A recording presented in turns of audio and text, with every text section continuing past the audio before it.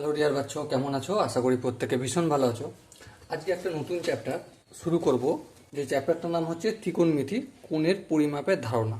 ওকে, তো concept of measurement of angle. একটা কোণ তার মেজারমেন্ট করা হয় বা তার পরিমাপ করা হয়, তার কনসেপ্টটা নিয়ে এই চ্যাপ্টারের মূল বিষয়বস্তু আলোচনা থাকবে।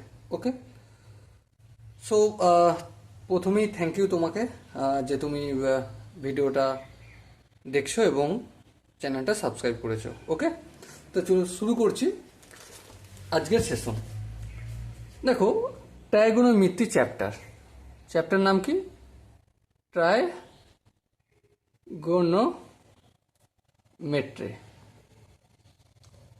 এই চ্যাপ্টারে তিনটে পার্ট আছে। এই যে লিখলাম ট্রাইগোনোমেট্রি, প্রথম হচ্ছে ট্রাই, তারপর হচ্ছে গণ, তারপর হচ্ছে মেট্রি। ট্রাই মানে কি? অবশ্যই কি জানি, ট্রাই মানে তিন। কি বললাম? ট্রাই মানে তিন। গণ মানে কোণ। আর মিট্রি কথাটা হয়ে কি আসছে? পরিমাপ।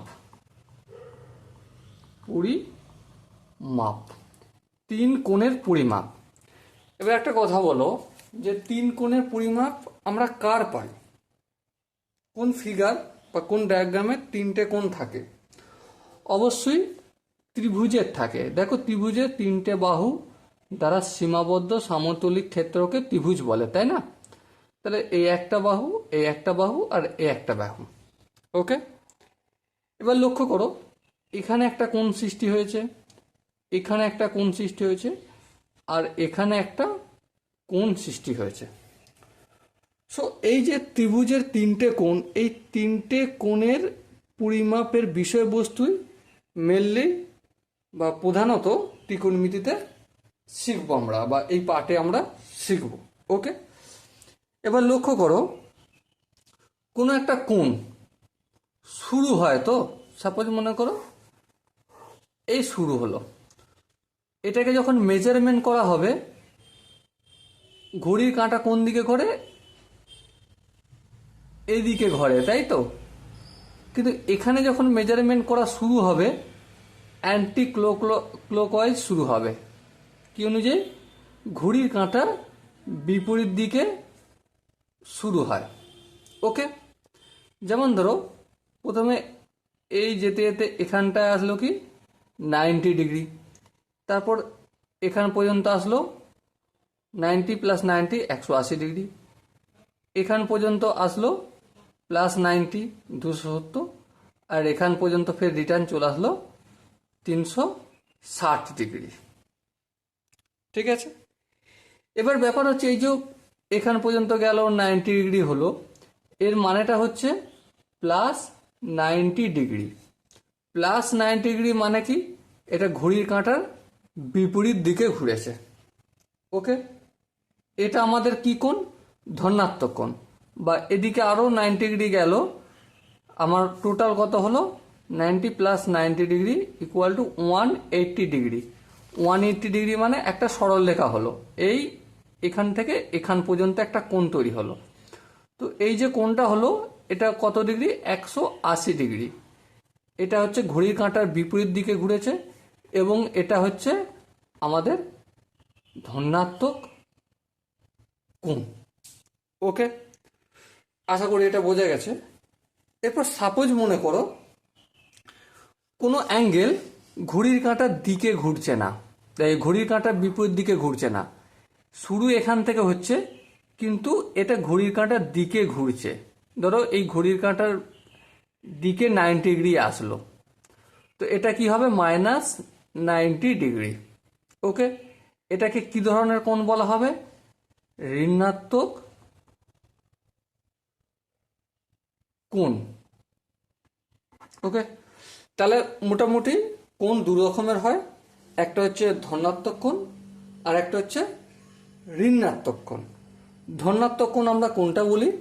যেটা ঘড়ির কাঁটার বিপরীত দিকে ঘোরে, সেটাকে বলা হয় ধনাত্মক কোণ।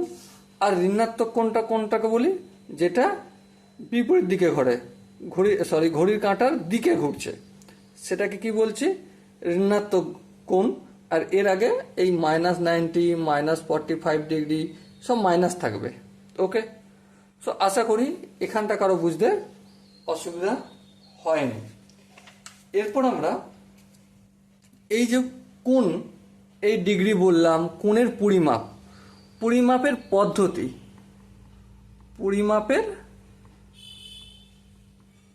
পদ্ধতি হচ্ছে আমাদের সিলেবাসে যতটুকু রয়েছে সেটা হচ্ছে 2 রকমের পদ্ধতি আছে। ক রকমের? 2 রকমের। একটা হচ্ছে ষষ্ঠিক পদ্ধতি। কি নাম? ষষ্ঠিক পদ্ধতি। আর আরেকটা পদ্ধতি আছে যেটাকে বলা হয় বৃত্তীয় পদ্ধতি। ওকে, এই ষষ্ঠিক পদ্ধতি কি আর বৃত্তিক পদ্ধতি কি বা কি দ্বারা ডিনোট করা হয় সেটা আমরা একটু বিচার বিশ্লেষণ করব এখন। সাপোজ প্রথম আমরা ষষ্ঠিক পদ্ধতিতে নিয়ে আলোচনা করছি। সাপোজ মনে করো দুটো পরস্পরচ্ছেদী সরল রেখা, ঠিক আছে, এটা এক্স ড্যাশ আর এটা ওয়াই ড্যাশ। তাহলে এই যে দুটো সরল রেখা পরস্পরকে ছেদ করেছে, পরস্পরকে ছেদ করার ফলে দেখো এই কোণটা আর এই কোণটা, ঠিক আছে, একে অপরের উপর লম্বভাবে দাঁড়ালে যে কোণটা তৈরি করছে সেই কোণটা হচ্ছে 90 ডিগ্রি। মানে ষষ্ঠিক পদ্ধতিতে আমাদের এই যে এক্স ড্যাশ এই বাহুটা আর ওয়াই ড্যাশ এই বাহুটা পরস্পরকে ছেদ করছে, করার ফলে এই যে চারটে কোণ উৎপন্ন করেছে, কত ডিগ্রি করে কোণ উৎপন্ন করেছে? 90 ডিগ্রি করে কোণ উৎপন্ন করেছে। এটা এখান থেকে 90 ডিগ্রি, এটা 90 ডিগ্রি আর এটা 90 ডিগ্রি। ওকে, এবারে এটাকে কি দ্বারা ডিনোট করা হয়? ধর এই তো 90, এই কোণের মানটা তো 90, এটাকে ডিগ্রি দ্বারা ডিনোট করা হয়। এটাকে আমরা কি বলি? ডিগ্রি বলে থাকি। ওকে, আশা করি এখানটা বুঝতে কারো অসুবিধা হয়নি। সো এটাকে আমরা কি বলি? ডিগ্রি। এটা ষষ্ঠিক পদ্ধতি নিয়ে আলোচনা করছি। তাহলে ষষ্ঠিক পদ্ধতির কোণের পরিমাপ করার যে সিম্বল সেটা হচ্ছে 45 আর এই ছোট্ট করে ডিগ্রি লিখলাম, এটাকে কি বলবো? ডিগ্রি। ওকে, এবারে সাপোজ ডিগ্রির থেকে ছোট একক আছে। কি একক? মিনিট। সেটাকে এরকম করে দেখানো হয় 1 ডিগ্রি সমান সমান 60 মিনিট না লিখে এই একটা মাথায় একটা ড্যাশ দিয়ে দেওয়া হয়। এটা হয়ে গেল কি আমাদের 60 মিনিট। আবার মিনিটের থেকেও ছোট একক বা ইউনিট আছে যেটা কিরকম? 1 মিনিট সমান 60 সেকেন্ড। এখানে 60 সেকেন্ড হচ্ছে ডবল ড্যাশ। ওকে, সো এই জিনিসটা আমাদের মাথার মধ্যে সবসময় রাখতে হবে যে ষষ্ঠিক পদ্ধতিতে পরিমাপ করার সময় ডিগ্রি দ্বারা প্রকাশ করা হয়। ডিগ্রি কিভাবে ডিনোট করা হয় সেটা আশা করি তোমরা দেখতে পাচ্ছ। আর 1 ডিগ্রি সমান 60 মিনিট আর 1 মিনিট সমান 60 সেকেন্ড। ওকে, সো আশা করি এখানটা বুঝতে কারো অসুবিধা নেই। এরপর আসবো বৃত্তীয় পদ্ধতি। কি পদ্ধতি? বৃত্তীয় পদ্ধতি। যেমন ষষ্ঠিক পদ্ধতিতে ডিগ্রি দ্বারা ডিনোট করা হচ্ছিল না, এখানে তেমন বৃত্তীয় পদ্ধতিতে কি দ্বারা ডিনোট করা হয়? রেডিয়ান দ্বারা। বৃত্তীয় পদ্ধতিতে কি দ্বারা ডিনোট করা হয়? রেডিয়ান। এবার রেডিয়ানটা কি রকমের হয়? এই ধরো পাই মানে 180 ডিগ্রি, আর পায়ের মাথায় যখন ছোট্ট করে একটা সি দিয়ে দেবো, এটা হয়ে গেল বৃত্তীয় পদ্ধতিতে নির্ণয় করা হলো। ওকে, আশা করি এটা মনে থাকবে। এবারে আমরা একটা বিষয় জানি, কি জানি? যে পাই রেডিয়ান সমান 180 ডিগ্রি। মানে ষষ্ঠিক পদ্ধতি আর বৃত্তীয় পদ্ধতির সম্পর্ক যদি বলতে হয় তাহলে কি বলবো, পাই রেডিয়ান সমান 180 ডিগ্রি। ওকে, আপাতত এতটুকু মনে রাখলি আশা করি এই চ্যাপ্টারের যে সমস্ত অঙ্কগুলো রয়েছে সে অঙ্কগুলো নিজেরা প্র্যাকটিস করতে পারবো। ঠিক আছে, আমরা দেখো এখানে যে ক্লাসে রয়েছে কোষে দেখি 20 রয়েছে, 20 দাগের কোষে দেখি 20, 1, 2 এগুলো সব প্র্যাকটিস করতে ধীরে ধীরে থাকবো। তো চলো এখনই আমরা প্র্যাকটিস শুরু করে দিই। দেখো 1 দাগেরটা অঙ্কটা কি রয়েছে, দেখো বইয়েতে সুন্দরভাবে বলেছে 1 দাগেরটা, যে 1 দাগের গুলো যে নিম্নলিখিত ডিগ্রি মিনিট ও সেকেন্ডে প্রকাশ করে। মানে 1 দাগের অঙ্কগুলো কি করতে বলেছে, ধরো 1 দাগের একটা রয়েছে, কত আছে 832 মিনিট। ঠিক আছে, এটা কিসে কিসে কনভার্ট করব, এটা আমরা ডিগ্রিতে কনভার্ট করব, মিনিটে কনভার্ট করব, আর সেকেন্ডে কনভার্ট করব। ওকে, দেখো আমরা একটা বিষয় জানি, কি জানি বলো তো, আমরা জানি যে 1 ডিগ্রি সমান সমান 60 মিনিট, হাই কথাটা জানি। তার মানে আমরা এই মিনিটটাকে যদি ডিগ্রিতে কনভার্ট করতে যাই তাহলে ভাগ করব, হ্যাঁ কত দিয়ে ভাগ করব, 60 দিয়ে ভাগ করব। তাহলে এই 60 দিয়ে ভাগ করছি, 60 1 60, 0 কত 3, 3 90, আর এই 2 আর এই 3। এবার দেখো 4 6 24 বেশি হয়ে যাচ্ছে, 3 6 18, 3 খাওয়াবো, তাহলে 180 হলো। 0 কত 2, 2 90, 8 কত 13, 5 আর তো হবে না। ঠিক আছে, তার মানে 60 দিয়ে ভাগ করে কি পেলাম, এটা আমি ডিগ্রি পেলাম, কি পেলাম 13 ডিগ্রি। কিন্তু অবশিষ্ট যেটা রয়ে গেল সেটা কি মিনিট, তো হ্যাঁ মিনিট। তাহলে মিনিটটা কি মিনিটই রেখে দেবো না সেকেন্ডে যাবো, সেকেন্ডে যাওয়ার প্রয়োজন নেই এখন। তাহলে এই 52 মিনিট, তাহলে 832 মিনিট সমান কি 13 ডিগ্রি 52 মিনিট আমরা পেলাম। সো আশা করি কিভাবে পেলাম তোমরা নিশ্চয়ই বুঝতে পেরেছো। যদি আরেকবার বোঝাতে বলো আরেকটা অঙ্ক নিয়ে আমি প্র্যাকটিস করে একটু দেখাই। যেমন ধরো 2 দাগের যে অঙ্কটা রয়েছে 6312 সেকেন্ড, এটা আমরা কিসে কিসে কনভার্ট করব, ডিগ্রিতে কনভার্ট করব, তারপর মিনিটে কনভার্ট করব, আর তারপর সেকেন্ডে কনভার্ট করব। ওকে, লক্ষ্য করো 1 ডিগ্রি সমান 60 মিনিট, হ্যাঁ ঠিক। আবার 1 মিনিট সমান কি, সমান হচ্ছে 60 সেকেন্ড, হ্যাঁ ঠিক। আচ্ছা 1 ডিগ্রি সমান কত সেকেন্ড হবে, অবভিয়াসলি 60 ইন্টু 60 সমান 3600 সেকেন্ড।